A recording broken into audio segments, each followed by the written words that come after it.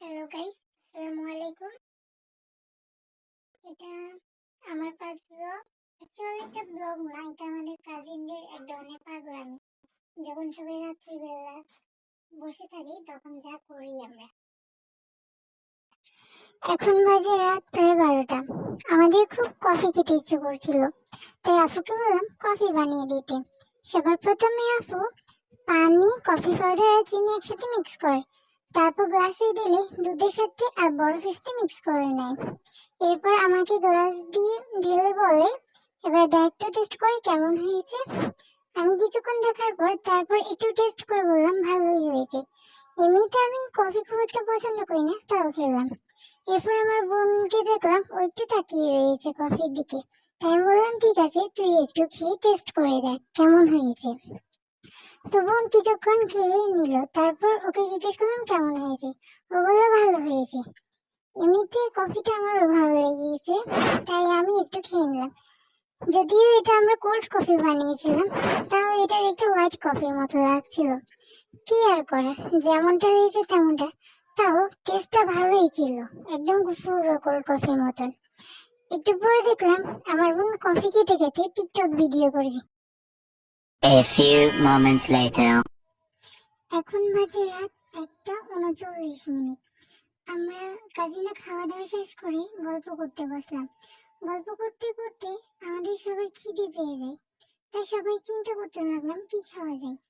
তো নুডলসের প্যাকেট দেখে মনে পড়লো আমাদের নুডলস খাওয়া উচিত, তাই আমরা নুডলস রান্না করা শুরু করলাম।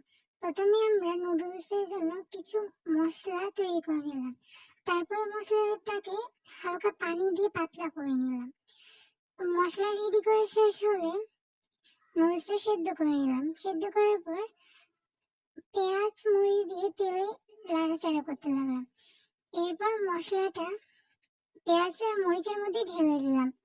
মশলাটা ঢেলে দেওয়ার পর কিছুক্ষণ নাড়াচাড়া করে একটু পানি দিয়ে দিলাম।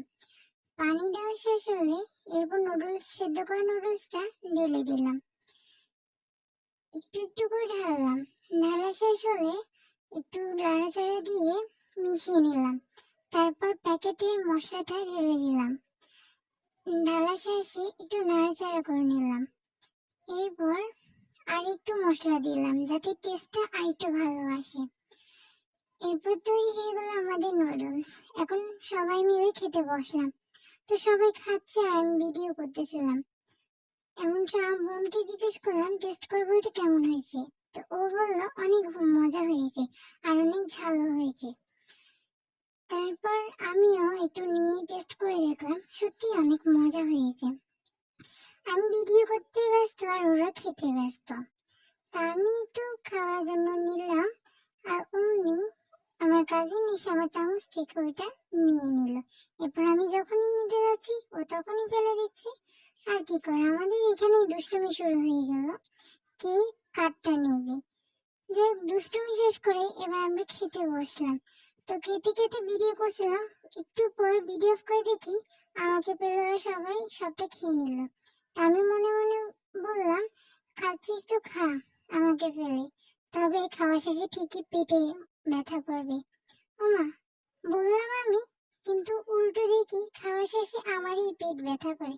কি আর করা, সারা রাতে পেট ধরেই বসেছিলাম, আর কিছু করার নেই।